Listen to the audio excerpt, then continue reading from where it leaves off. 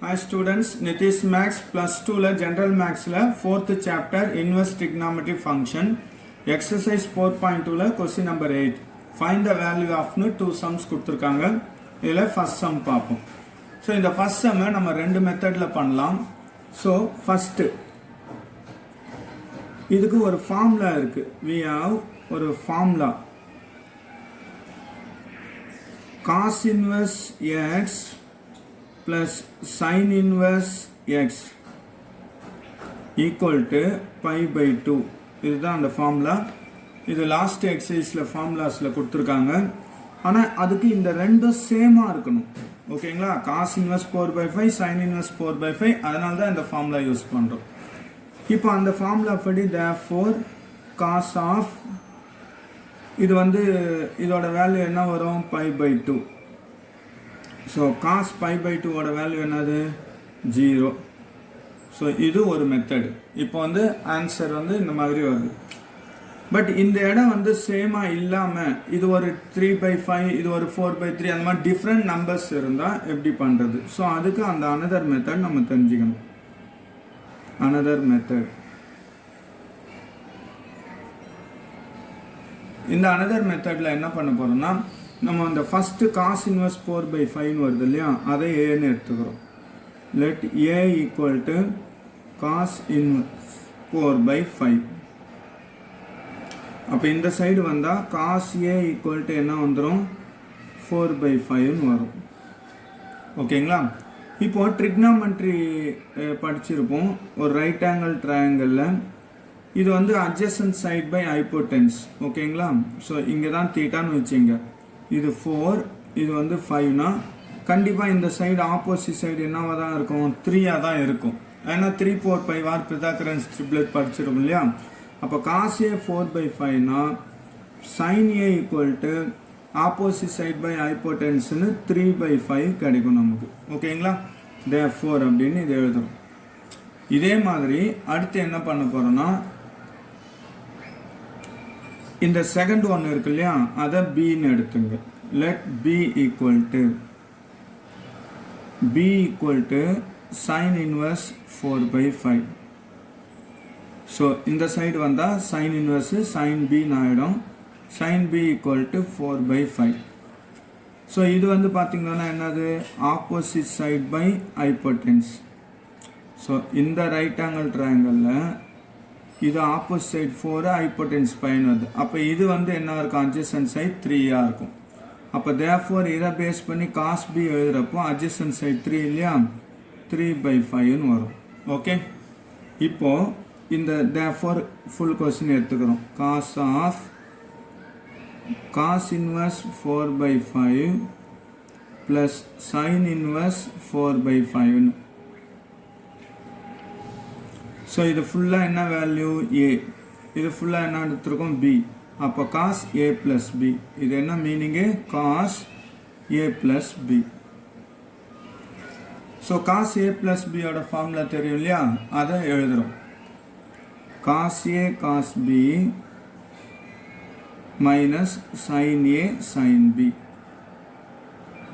so இருக்கிற value substitute பண்ணு cos a என்னது 4/5 cos b என்னது 3/5 minus sin a என்னது 3/5 into sin b என்னது 4/5 ஓகேங்களா சோ அப்ப இத சிம்பிளிஃபை பண்ணா 12/25 minus 12/25 equal to 0 ன்னு ஆன்சர் வரும் equal to என்னது 0 சோ நம்ம ஃபர்ஸ்ட் போட்ட மெத்தடும் 0 தான் செகண்ட் போட்ட மெத்தடும் 0 தான் சோ இது வந்து ஆனா ஞாபகம் வச்சுங்க இதை எப்போ யூஸ் பண்ண முடியும்னா இந்த ரெண்டும் சேமா இருந்தாதான் சப்போஸ் இந்த இடம் வேற வேற நம்பர் இருந்தா நம்ம இந்த லோயர் கிளாஸ் ட்ரிக்னாமெட்ரியில படிச்சோம் இல்லையா right angle triangle sides base பண்ணி ஆப்போசிட் சைடு அட்ஜசன்ட் சைடு அந்த கான்செப்ட்ல தான் பண்ணணும் அதுதான் ஈஸியா இருக்கும் ஓகேங்களா क्वेश्चनல செகண்ட் சம் 8th क्वेश्चनல செகண்ட் சம் டிவிஷன் பார்க்க போறோம் so இங்க எப்படி கொடுத்திருக்காங்கன்னா cos inverse of cos 4/3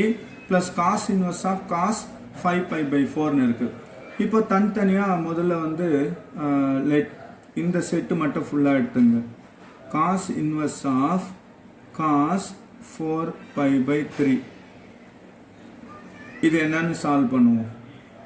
cos inverse of cos இந்த 4 pi by 3 அப்படின்னா என்னன்னா 4 into 180 by 3 3 1 தான் 360 சார் 240 240 அப்படின்னு சொன்னாவே 180 plus 16 எழுதுவோம். அதாவது என்ன அர்த்தம் pi plus pi by 3 pi plus என்ன அர்த்தம் pi by 3. ஸோ அப்போ இதை எப்படி பிரித்து எழுதணும்னா pi plus pi by 3. ஓகேங்களா.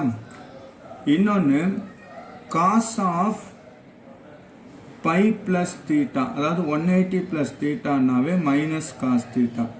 அதே இல்லாமல் இங்கே 240நாவே தேர்ட் குவாட்ரண்ட் அதை வச்சே சொல்லிடலாம் மைனஸ் தான் வரும்னு. அப்போ அடுத்த ஸ்டெப்பில் cos inverse of இது மைனஸ் cos pi by 3ன்னு வரும்.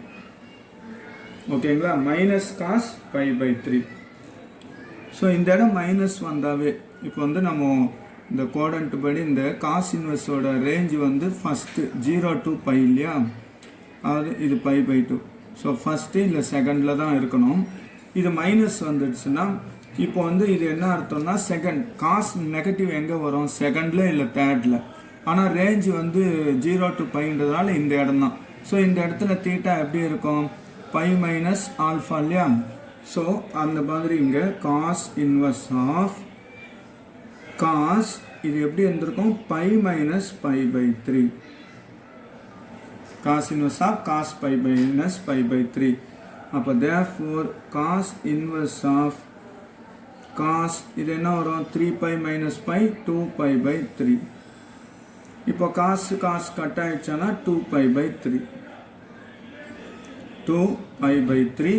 இந்த 2 pi by 3ன்றது belongs to the given range 0 to pi தான். ஏன்னா 2 pi by 3னா என்ன அர்த்தம் 2 into 180 by 3 60 120. இது பாருங்க 2 pi by 3னா 2 into 180 by 3 3 1s are 360 sir 120 தான். அது அந்த செகண்ட் குவாட்ரண்ட்டில் வந்துடுது. கரெக்டாக ஆகிடுச்சுங்களா. ஸோ இது ஃபஸ்ட்டு. நெக்ஸ்ட்டு இதை எடுத்துக்கிறோம். லைக் நவ் ஒன்றாவே போடலாம், பட் ரெண்டு கன்ஃபியூஸ் பண்ணிக்கூடாதுன்னு இந்த பார்ட் முதல்ல இந்த பார்ட் அப்படின்னு தனித்தனியாக முடிச்சிடுவோம். So cos inverse of cos 5 pi by 4. So இப்போ இங்கே cos inverse of cos 5 pi by 4னா என்ன அப்படின்னு பார்த்தீங்கன்னா 5 into 180 by 4 4 1s are 445. So 225 225னா எப்படி எழுதலாம்னா 180 plus 45 அதாவது pi plus pi by 4ன்னு எழுதலாம். pi plus pi by 4 pi plus pi by 4ன்னு எழுதலாம். ஓகேங்களா. அப்போ therefore இது எப்படி எழுதுறோம்னா pi plus pi by 4. So next cos inverse of cos pi plus theta minus cos theta இல்லையா. அப்போ இது மைனஸ் cos pi by 4ன்னு வரும். ஸோ காஸில் மைனஸ் வந்தாவே செகண்ட் குவாட்ரண்ட் தான். செகண்ட் குவாட்ரண்ட்னா theta equal to pi minus alpha. அப்போ cos inverse of cos pi minus இந்த alpha pi by 4. ஓகேங்களா. இப்போ cos inverse of இது என்ன வரும் cos 4 pi minus 1 pi 3 pi by 4. So cos inverse cut ஆயிடுச்சுன்னா 3 pi by 4. This is belongs to 0, pi தான். This is belongs to the given range 0, pi தான். ஏன்னா வந்து 3 pi by 4னா எவ்வளோ பாருங்க 3 into 180 by 4 4 1s are 445 3 into 45 135 135 டிகிரின்றது second quadrant தானே. அப்போ correct. இப்போ செப்பரேட்டாக ரெண்டுத்தையும் வேல்யூஸ் நம்ம கண்டுபிடிச்சிட்டோம். இப்போ therefore cos inverse of cos 4 pi by 3 plus cos inverse of cos 5 pi by 4 இதோட வேல்யூஸை இப்போ நம்ம எழுதுகிறோம் ஈக்குவல் டு. ஸோ ஃபஸ்ட்டு என்ன வேல்யூ வந்தது 2 pi by 3 ப்ளஸ் செகண்ட் என்ன வந்தது 3 pi by 4. ஸோ எல்சிஎம் வந்து 12 தான் இதுக்கு. ஸோ அப்படியே கிராஸ் மல்டிப்ளை பண்ணால் 8 pi plus 9 pi all divided by 12. 8 pi plus 9 pi 17 pi by 12. அப்போ இதுக்கு ஆன்சர் 17 pi by 12 தான். ஓகேங்களா?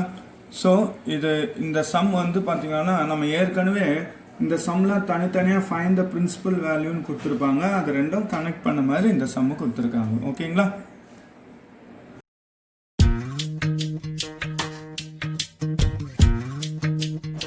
Nitish max guide for classes 10, 11, 12.